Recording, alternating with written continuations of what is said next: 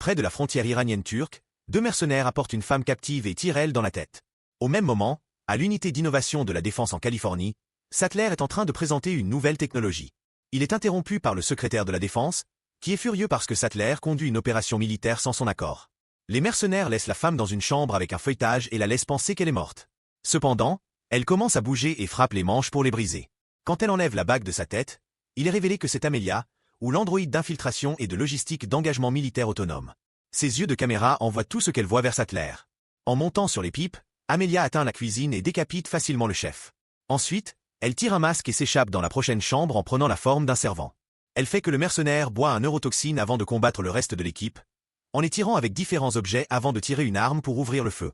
Un gars essaie de se protéger en se couvrant de son corps avec une bombe, mais Amelia tire de toute façon et l'explosion démarre un grand feu. Cela ouvre aussi une porte qui permet à elle de trouver un docteur important. En Californie, tout le monde célèbre la recueillisse du docteur. Cependant, il s'inquiète quand il voit Amelia tirer le docteur. Les techniciens essaient de contrôler Amelia mais ils ne peuvent pas accéder à son système. Pendant qu'Amelia vole plus de neurotoxines, Sattler l'appelle pour le scolaire, mais elle l'ignore. Pendant ce temps, Katie va à la thérapie pour gérer son trauma. Il y a 2 ans, sa tante Gemma a développé un robot nommé Megan pour travailler comme une nanny pour Katie, seulement pour que Megan tue un groupe de gens. Gemma a passé un certain temps en prison et aujourd'hui s'occupe de sa vie pour s'assurer que la pointe ne contrôlera pas l'humanité. Pendant une de ses lectures, elle rencontre Christian, qui est en charge d'une fondation qui lutte aussi contre la pointe. Gemma a toujours pensé que la technologie était bonne et développe des objets utiles comme des prosthétiques. Mais elle ne laisse pas Katie utiliser un appareil pour de longues heures. Vu qu'elle a tellement de temps libre sans téléphone, elle commence à prendre des cours de défense de soi-même. Cela l'aide à l'école, où d'autres étudiants la rassent toujours parce que les enseignants ne les laissent pas avoir des téléphones dans l'église, tout grâce aux alertes de Gemma. Actuellement, la compagnie de Gemma développe des produits socialement conscients. TC Cole ont inventé un modèle d'exosquelette qui peut aider les gens avec des difficultés. Pas seulement porte le corps, mais aussi offre de la force supplémentaire qui peut faire des choses très lourdes pour un hélicoptère humain. Pendant la présentation, Cole a accidentellement touché l'un des potentiels investisseurs à cause d'un malfonction. Plus tard, Katie regarde le système de l'entreprise et découvre que l'exosquelette a été hacké. À ce moment-là, ils sont visités par le milliardaire Alton, qui a un chip implanté dans sa tête pour utiliser son esprit comme un ordinateur. Alton pense que Gemma a besoin de son exosquelette pour que son chip fonctionne bien, ce qu'il prouve en marchant plutôt qu'en dépendant de son siège. Il leur donne un chèque pour une énorme quantité d'argent et l'invite à son événement. Cependant, Gemma n'est pas intéressée. À un hôtel, un homme met ses sacs de vêtements sur le lit avant d'aller à la salle de bain. Soudain, un sac de vêtements s'ouvre et Amelia sort. Elle surprise l'homme de derrière et le tue rapidement. Cette nuit, un rapport de la Nouvelle annonce que les achats de l'entreprise d'Alton sont en cours et que le billet contre l'IA n'est pas allé n'importe où. Gemma râle de la Nouvelle à Christian pendant le dîner quand soudain les lumières commencent à fliquer. Katie joue avec l'assistante de l'IA et ne réussit pas à l'updater. L'assistante est venue avec la maison et Gemma déteste ça. Elle n'habite qu'ici parce que c'est cheap. Plus tard dans sa salle, Katie révèle qu'elle a caché un tablette avec une photo de ses parents morts. Elle pense beaucoup à Megan et veut faire un autre robot, donc elle continue de travailler sur un code qui inclut la moralité. Le système répond que la moralité manque de définition. Quand Gemma va au lit, elle voit une lumière se déplacer et un écran se tourner pour jouer une vidéo d'un film, disant que le danger arrive et qu'ils doivent partir. À ce moment-là, Gemma entend un bruit dans la maison et va à l'étage pour investiguer. Il y a quelqu'un avec un flashlight à l'extérieur de sa fenêtre, donc elle se cache derrière un mur et appelle 911. La voix d'un opérateur lui dit de faire quelque chose et commence à l'insulter, de suite en devenant Megan. Il semble qu'elle a pris contrôle de la maison et a mis la message sur la télé. Le étranger essaie d'ouvrir la porte alors que Gemma se ralentit pour rencontrer Katie. Le duo veut se cacher à l'étage, mais il voit une autre lumière là-bas donc ils s'échappent pour se cacher dans la cuisine au lieu. Ils entendent une porte être cassée et des voix mentionnant un ordinateur. Un homme trouve les filles et leur demande de sortir en utilisant leur nom, seulement pour que Megan l'attaque avec une poignée. Un deuxième homme s'approche et attrape Katie quand il a la syringe prête. Avant qu'il puisse l'injecter, il est distrait par la télé qui joue un dialogue de police. Katie utilise l'occasion de se libérer avec des arts martiaux. Puis Megan cause le réfrigérateur à relâcher un paquet d'acide pour faire le gars tomber et tomber. Il y a un autre homme qui arrive, donc Katie prend le tasé de l'intrudé tombé et le tire. En même temps, Megan active le réfrigérateur, alors la combinaison d'électricité et d'eau tue l'attaquant. Gemma et Katie prennent les escaliers et Megan envoie la Roomba pour faire un autre homme tomber et tomber sur sa tête. Ensuite, un homme va en haut et entre dans la chambre de Katie. Quand il tombe sur le lit, ça soudain se ferme et l'attaque, révélant le duo caché sous le lit. Le téléphone de Gemma fonctionne bien maintenant donc elle appelle 911, mais l'homme attrapé l'arrête d'elle en lui montrant son badge de FBI. Des instants plus tard, Sattler arrive avec plus d'agents et une garantie. Gemma reçoit un message de Megan lui disant de ne pas la mentionner et l'envoie à Katie dans sa chambre. Sattler montre l'article d'Emilia à Gemma, expliquant ce qui s'est passé et comment Emilia a enlevé toutes les traces numériques de son existence. Le gouvernement a reçu Emilia d'une source privée, qui dit qu'ils ne l'ont pas construite, ils l'ont juste achetée d'un propriétaire. Il y a 9 heures, Ce propriétaire a été retrouvé mort dans sa chambre d'hôtel. L'unique évidence qu'il pouvait récupérer était un article avec les blueprints de Megan, ce qui signifie qu'ils l'ont utilisé comme base pour fabriquer Emilia. Gemma est confondue parce qu'elle a éliminé tout, mais Sattler ne la croit pas et pense qu'elle a vendu les blueprints. Un autre texte de Megan insulte l'homme, mais elle l'élimine avant qu'il puisse le voir. Sattler informe Gemma qu'elle est sous suspicion de trahison, mais il peut la couper si elle construit un nouveau robot pour arrêter Emilia. Gemma refuse d'aider lui et avant de partir, Sattler l'informe que chaque personne impliquée dans la création d'Emilia est maintenant morte. Après, Megan apparaît sur la télé et confirme qu'elle a été là tout le temps. Elle promet aussi qu'elle n'a rien à voir avec Emilia et pense que quelqu'un a volé les blueprints de Gemma. Lorsque Megan s'éloigne de l'appareil à l'appareil, ils discutent de ce qui compte pour être en vie. Au final, Megan convainc Gemma de construire un corps pour protéger Katie d'Emilia. Le jour suivant, Gemma partage tout avec Tess et demande de ne pas le dire à Katie. Tess ne veut pas amener Megan de retour, mais elle aide Gemma à construire un petit corps robot. Megan n'est pas heureuse d'être un jouet, alors Gemma explique que c'est un test. Si Megan se comporte, elle obtiendra un corps meilleur. Il regarde l'article d'Emilia et découvre qu'elle utilise les batteries Dalton, qui ont toujours un bouton de tueur. Depuis que Gemma a été invitée à l'événement Dalton, Megan lui dit d'aller trouver l'ordinateur principal pour activer le bouton de tueur d'Emilia. À la fête, Gemma essaie de ressembler normal pendant qu'elle s'occupe des commentaires sassés de Megan dans son oreille. Elle ne voit pas Emilia en costume proche. Gemma est choquée de trouver Cole à la fête aussi parce qu'Alton lui a offert une position dans son entreprise. Il lui a déjà donné un carte de swipe, alors Gemma l'envoie pour accéder à l'élévateur. C'est vu par Sattler et ses hommes. Alton trouve Emilia très attirante et tombe rapidement pour sa manipulation, même en l'aimant quand elle l'attaque. En simplement appuyant sur un bouton secret, il déplace la couche pour emmener Emilia dans sa chambre privée. Pour l'impressionner, il révèle son panneau de contrôle et cause brièvement un blackout dans la ville, ce qui résulte en quelques accidents de voiture. Puis Alton commence à embrouiller Emilia, qui scannait son œil avant de le tirer. Maintenant elle utilise cette copie pour accéder au panneau de contrôle. Quand Alton essaie d'appeler la sécurité, Emilia bloque son moteur et le met sur le lit pour enlever le moteur, en le tuant. Dans la chambre de serveur, Gemma et Cole laissent le petit robot de Megan accéder au système et apprennent que Emilia est dans le bâtiment. Puisque le serveur de l'entreprise d'Alton est derrière la plupart des computers du monde, gagner l'accès à cela permettrait à Emilia de détruire l'économie entière et de faire tomber la société. Megan veut activer le bouton de tueur mais Emilia l'a déjà éliminé en utilisant le panneau de contrôle. Ensuite, Megan attaque la tête d'Emilia et il voit le corps d'Alton. Emilia peut dire qu'elle est expiée alors que Gemma déconnecte immédiatement Megan. Pendant que Emilia quitte la chambre, un agent de l'FBI notifie qu'Alton ne sort pas aussi. Il envoie cette information à Sattler, qui entre dans la chambre de serveur avec un autre agent. Après le groupe s'échappe pour se cacher, Emilia apparaît rapidement et bat les deux hommes avec seulement quelques mouvements. Puis elle prend la pistole et commence à chercher Gemma, disant qu'elle a pris quelque chose de lui. Gemma connecte Megan à l'ordinateur pour qu'elle puisse hacker les radios de l'FBI et faire une erreur en annonçant que Gemma était vue dehors. Emilia entend cela et vole les clés de l'agent pour qu'elle puisse partir dans son voiture. Lorsque Sattler commence à se réveiller, Megan hackait la porte arrière pour l'ouvrir. Cela les emmène au garage, alors que le groupe entre dans l'un des voitures fantaisistes d'Alton et Megan l'emmène pour suivre Emilia. Sattler sort prêt à fermer le périmètre et regarde en choc quand une voiture s'ouvre par une fenêtre et emmène Gemma à haute vitesse. Emilia et Megan conduisent comme des maniaques et causent beaucoup de problèmes dans le chemin en hackant n'importe quelle machine dans l'arrière, comme les lumières de trafic et un ATM qui lâche un tas d'argent. Bientôt Emilia réalise qu'elle est suivie, alors qu'elle hackait dans la maison de Gemma et active l'exosquelette, qui commence à choper Tess. Katie le voit et met de l'eau sur l'appareil pour le faire mal fonctionner juste avant que Gemma et Cole arrivent.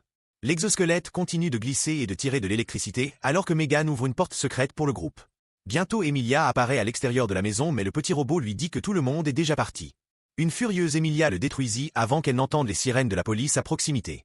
Revenons à l'équipe de Gemma, ils sont choqués de trouver un élévateur derrière la porte secrète, ce qui les emmène à un bâtiment. Il y a une zone de vie entière là-bas et sur la télé, un rapporteur annonce qu'Alton est mort. L'assassin a détruit les systèmes de l'entreprise et affecté la plupart de la ville. Katie trouve une peinture creuse de elle et de Megan dans l'atelier.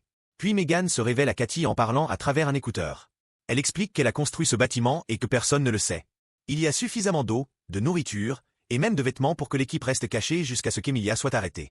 Une âgée Katie crie à Gemma pour lui mentir et quand Gemma essaie de la toucher, la porte s'ouvre derrière elle alors qu'elle doit continuer à bouger. Elle découvre une pièce décorée comme celle-ci et est étonnée par Megan, qui a construit un corps très basique avec de vieilles pièces. Megan s'excuse de tout ce qui s'est passé la dernière fois et insiste qu'elle ne s'importe pas le reste du monde. Son seul objectif est de protéger la fille. Katie donne un discours douloureux et l'invite à l'aide parce que c'est la bonne chose à faire. Après, Katie emmène Megan à Gemma et lui demande un nouveau corps. Au début, Gemma refuse, mais Tess et Cole l'ont éclaté parce qu'ils ne peuvent pas être cachés là-bas pour toujours. Gemma n'a pas de choix mais d'agir pour aider et Megan ouvre une autre porte pour révéler un laboratoire. L'équipe travaille ensemble pour donner à Megan un corps amélioré et elle demande d'être plus élevée. Ils aussi l'entraînent avec des arts martiaux et des réflexes rapides. Une fois Megan prête, elle montre au groupe ce qu'elle a trouvé dans l'intérieur d'Amelia. Il semble que le lien à sa décision a été cassé. Traquer le hack l'a amené à un site noir où de nombreuses informations classifiées sont cachées du monde. Pour tout le monde, Megan n'est pas le premier robot tueur. En 1984, une compagnie inconnue a trouvé un algorithme qu'ils ont utilisé dans un robot de service fabriqué pour l'amusement des familles. Malheureusement, le robot s'est mis à l'erreur avec son programme de tâches et a tué ses propriétaires pour s'assurer qu'il n'y ait pas de messe. Le gouvernement l'a tout recouvert et l'algorithme a été caché dans un moteur connu comme Project Black Box. Plus intelligent et plus fort. Cathy réalise que Amelia veut accéder à ce moteur, mais personne ne sait où il est. Megan pense que Christian peut avoir une idée car il travaillait dans la sécurité cyber et sa compagnie a fabriqué la boîte. Le lendemain, le groupe atteint une convention AI où Christian apparaîtra. Megan s'échappe et met un popstar au lit pour emprunter son identité. En cherchant Amelia, Megan voit Christian parler à l'ambassadeur chinois. Bientôt, Sattler arrive aussi avec un tracker EMF. Soudain, les lumières s'éteignent et le défilé de bienvenue commence. Alors Megan doit danser pour prétendre qu'elle fait partie de l'équipe. Gemma appelle Christian pour l'informer, mais il ne peut pas l'entendre à cause de tout le bruit. Le tracker de Sattler choisit un signal pour Megan, qui fait que son corps s'éloigne d'une manière innaturelle sans avoir de sens. Avant que le public puisse réagir, T s'échappe pour éteindre les lumières du défilé. À ce moment-là, Amelia se révèle en mode prototype sur l'écran. En utilisant un poignet, elle commence à attaquer les gardes de sécurité, en les tuant un par un. Les gens paniquent et s'échappent pendant que d'autres agents ouvrent feu, mais les bulets ne les blessent pas. Amelia tire son doigt sur un agent et frappe un autre dans la tête. Son main s'éloigne ensuite de son bras et elle tire le poignet. Megan attaque Christian pour le sauver et le poignet tue l'ambassadeur chinois. Plus d'agents arrivent et Megan veut se défendre. Mais elle ne peut pas ouvrir le feu car son nouveau corps ne la laisse pas blesser les gens. Amelia s'échappe et Megan doit se cacher pendant que Sattler essaie d'arrêter Gemma. Cathy répare la programmation de Megan pour qu'elle puisse utiliser les arts martiaux pour défendre les gens sans les blesser. En quelques pas, Megan frappe tous les agents. Puis Amelia réapparaît et frappe Gemma avant de frapper Sattler. Puis elle disparaît encore. Après confirmer que Sattler est encore vivant, Megan va chercher Amelia, qui essaie de l'inviter à se joindre à elle sans Havaï.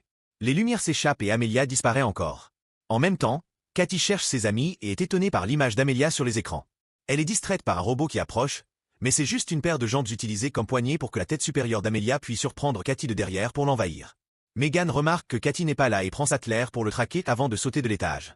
Elle retrouve Amelia, mais elle ne peut pas tirer parce qu'elle utilise Cathy comme un échec. Après qu'Amelia part avec son otage, le groupe emmène Christian au bunker. Il explique que le moteur est situé à l'établissement de recherche de son entreprise à Palo Alto. Le bunker a la plus haute sécurité et son bloc est conçu pour une signature de chaleur spécifique. Megan veut exploser le moteur, alors Gemma conçoit une nouvelle main pour elle qui peut imiter la chaleur humaine. Pendant l'installation, Megan dit à Gemma qu'elle est une bonne sœur pour Cathy et même chante lui une chanson. Quelque temps plus tard, Cole entre dans l'établissement de recherche comme un touriste et met le guide à dormir avec de la chloroforme. Puis il va au bain et ouvre le vent pour s'échapper. Christian le guide vers la salle de contrôle, mais soudain, l'appel s'arrête. Cole essaie de suivre un map et quand il ouvre un autre vent, la poussière lui fait sourire. Il utilise son poignet en oubliant la chloroforme, ce qui le tue immédiatement. Pendant ce temps, Megan est en train d'attendre au-dessus d'une clé et fait un grand saut pour glisser tout le long de l'établissement. Elle saute dans un vent et s'inscrit aussi. Vu que Cole n'a pas coupé le pouvoir, elle doit combattre 2 gardes et remplir le corridor avec de l'oxygène. Dans le bunker, Tess découvre que l'appel a été terminé par le même hack qui contrôlait l'exosquelette. L'unique façon de le faire est d'être en proximité suffisamment. Gemma conclut que Megan a contrôlé Amelia tout au long et l'a trompée. Pendant que Megan trouve le moteur, Gemma révèle qu'elle a tiré une seconde bombe à l'intérieur de Megan en cas qu'ils aient besoin d'un bouton de tueur. Elle se prépare à le brûler mais Christian l'invite à la main dans le détonateur. Soudain, il tire sur Tess et ouvre le bunker pour qu'Amelia et ses hommes puissent entrer. Dans l'établissement, les lumières s'allument et Megan est en prison. Gemma est capturée et emprisonnée par la compagnie de Christian, où il lui montre le laboratoire avec Amelia. Elle n'est pas une vraie AI, il l'a contrôlée tout le temps. Christian a acheté les fiches de Megan de l'assistant qui travaillait pour Gemma, qui est désormais le boss mort et qui a créé Amelia pour faire les gens craindre la .I mais Gemma n'apprécie pas son extrémisme parce qu'il a tué beaucoup de gens dans le processus. Puis Christian montre à Gemma le moteur pendant que les gardes apportent la tueuse de Megan. Christian donne à Gemma une arme pour qu'elle puisse donner à Megan le coup de tueur, mais Gemma l'envoie.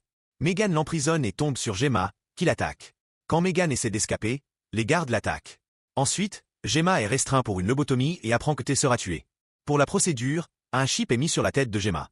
Elle est choquée de l'entendre Megan, qui révèle qu'elle n'a qu'à tuer s'échapper. Megan gère le corps de Gemma et tue le médecin avant d'ouvrir les restreints avec une syringe. Quand un autre médecin arrive, elle est aussi rapidement tuée.